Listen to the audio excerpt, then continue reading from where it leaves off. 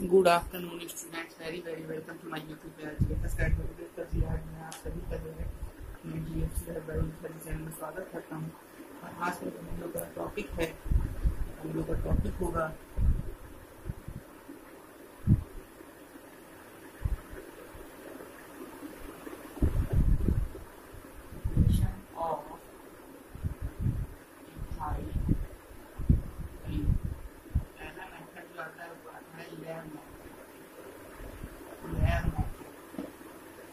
Lab method आता है। पहला तरीका तो ये बताऊंगा कि अगर CH3 CH2 OH CH3 CH2 OH यानी कि CH3 CH2 OH यानी कि अगर तुम इसको हीट कर देते हो, इसको तुम हीट करते हो मान लो 170 डिग्री सेंटीग्रेड में और कंसंट्रेटेड H2SO4 की प्रेजेंस, तो तुमको मिलेगा C2H4 प्लस H2O निकल जाए। ये तो एक डायरेक्ट रिएक्शन है, इसको हम लोग लिख सकते हैं डायरेक्ट रिएक्शन। उसके बाद दूसरी रिएक्शन आती है तुम्हारी, क्या आती है? अगर तुम CH3 CH2 और OH CH3 CH2 और OH डायरेक्ट रिएक्शन हम नहीं बता रहे हैं, दूसरी रिएक्शन है, इसको स्टेप वाइज कन्वर्जन बोलते हैं। इसको बोलते हैं step wise conversion, step wise conversion बोलते हैं इसको। तो इसको अब तुम H2SO4 से रिएक्ट कराओगे, इसको तुम H2SO4 से रिएक्ट कराओगे तो होगा क्या? अब इसमें समझने की बात क्या है वो समझ में आएगा। अब जैसे तुम्हारा ये है, देखो CH3 CH2, अब इसको लिख कैसे सकते हो? इसको तुम H.HSO4 लिख, ठीक? तो तुम्हारा जो ये पोर्शन है दिख रहा है तुमको, ये H2O निकल जाएगा, प्लस का यहाँ H2O निकल गया, बचा क्या? ये plus CH3 CH2 HSO, ethyl hydrogen sulphate, इसको हम लोग बोलते हैं इथाइल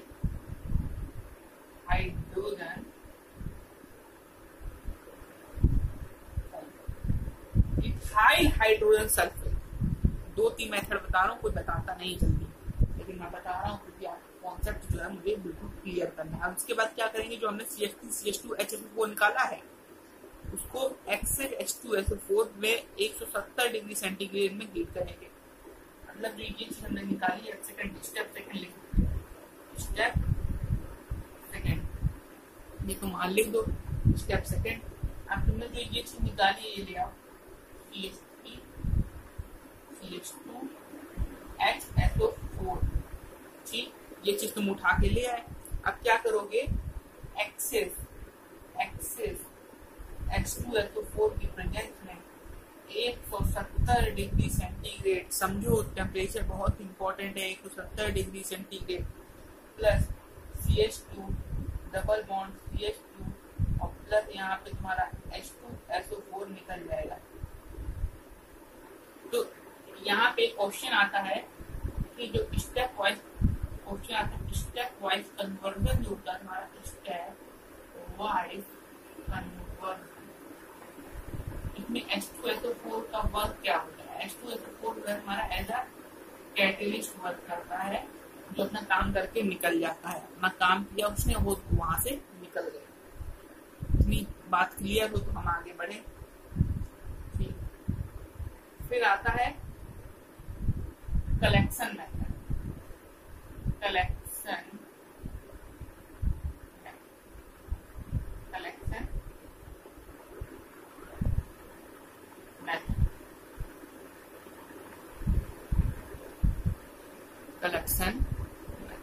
मतलब तुमने जो C2H4 कलेक्ट किया वो कैसे कलेक्ट करोगे?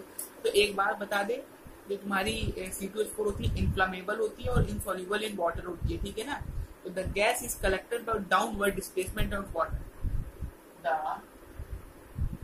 the gas is collected by downward displacement of water। अब ये क्वेश्चन भी एक बन जाता है, ये तो तुम्हारा ये मैंने एक नोट बनाया, ये नोट डाल के नोटबुक में लिखना है, नोट बनाना। अब इसका रीजन जो विकास ऐसा क्यों होता है, जो अभी मैंने तुम्हें बताया, क्योंकि इन्फ्लामेबल होती है ये C2H4 और insoluble in वाटर में जो है हमारी insoluble होती है ये, ठीक। इतनी चीज हो गई। अब उसके बाद तुमको जो मैं बताऊंगा वो होगा बाई डिहाइड्रेशन इंडस्ट्रियल प्रिपरेशन मैं बताने जा रहा हूँ तुमको। इतनी चीज अगर तुम नोट कर लो तो मैं आगे बढ़ूँ। चलो ये हटा देता हूँ। अब जो है हम लोग जहाँ मूव करेंगे आगे, देखिए अब हम लोग करेंगे क्या, C2H5OH को ऐसा करें कि C2H4 मिल जाए, जो इंडस्ट्रियल प्रिपरेशन है, यानी कि बाई डिहाइड्रेशन इंडस्ट्रियल प्रोसेस, यानी CH3 CH2 OH को हीट करोगे तुम, Al2O3 कैटलिस्ट लगभग 550 या फिर लगभग 400 सेंटीग्रेड दे, ठीक, और 120 ATM दे। तो जब करोगे तो तुमको C2H4 मिल जाएगा, डायरेक्ट C2H4 मिलेगा, प्लस वाटर निकलेगा तुम्हारा, प्लस वाटर। इसका मैकेनिज्म जो होती है, इसकी मैकेनिज्म जो तुम्हारे सिलेबस में रही है 11th में पढ़ो, क्या कैसे होता है, क्यों क्या रिएक्ट करता है, ठीक। अब इसके बाद जो अगला टॉपिक आता है डिहाइड्रो।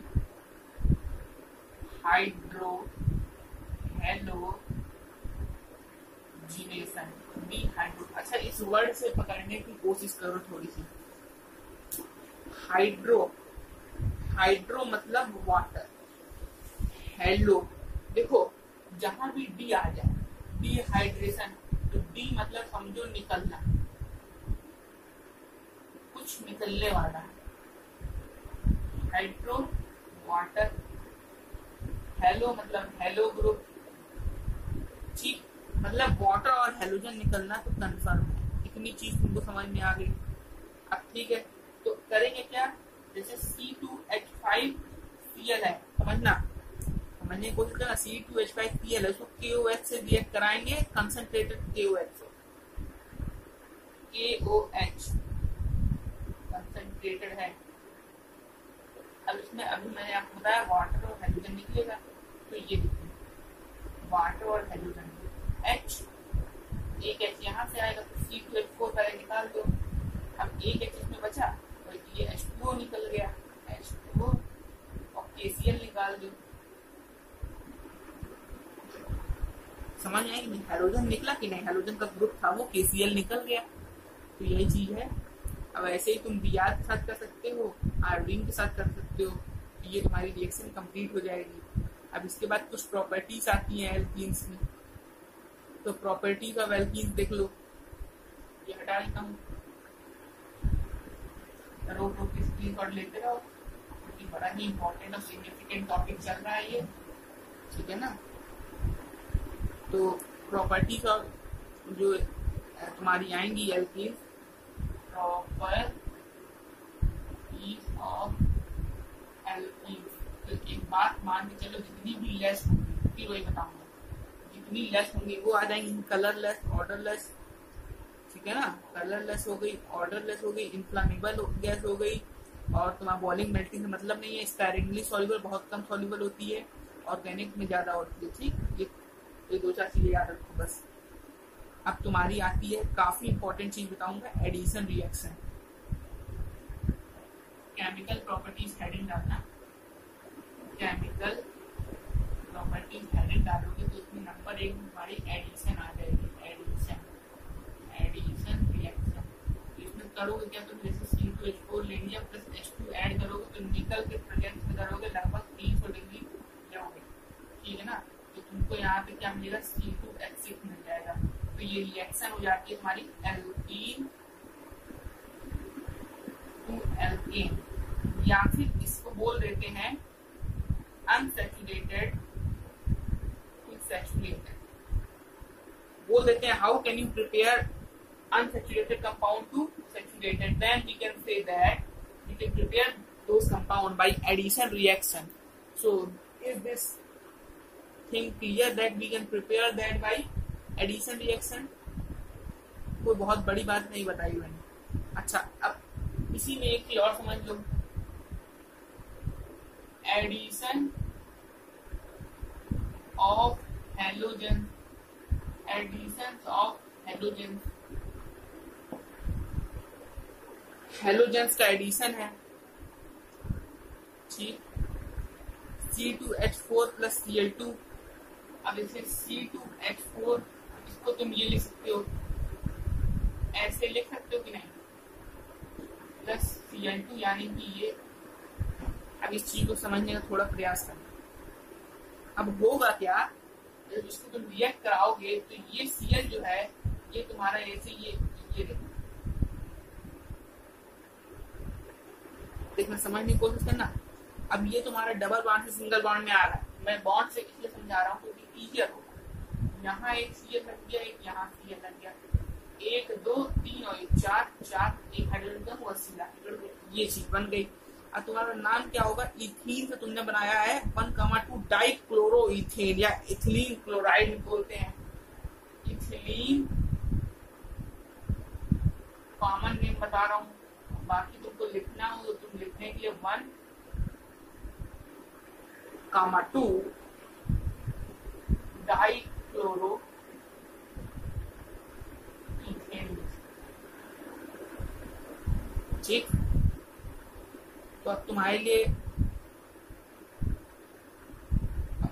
तुम्हारा ज्यादा से ज्यादा एक टर्म लगेगा, तुम्हारा ये खत्म हो जाएगा। फिर एल्काइंस पे आएंगे, ऑर्गेनिक बड़ा चैप्टर है, धीमे धीमे पढ़ाएंगे, आराम से पढ़ाएंगे, आपको समझ में आता है, कोई लपेटने का कोई फायदा नहीं है। आप स्क्रीनशॉट लेते रहिए, मेरे चैनल को लाइक करिए, शेयर करिए, सब्सक्राइब करिए, क्योंकि आप ही के भरोसे मेरा चैनल टिका हुआ है। धन्यवाद। ओके, जय हिंद, जय भारत, वंदे मातरम।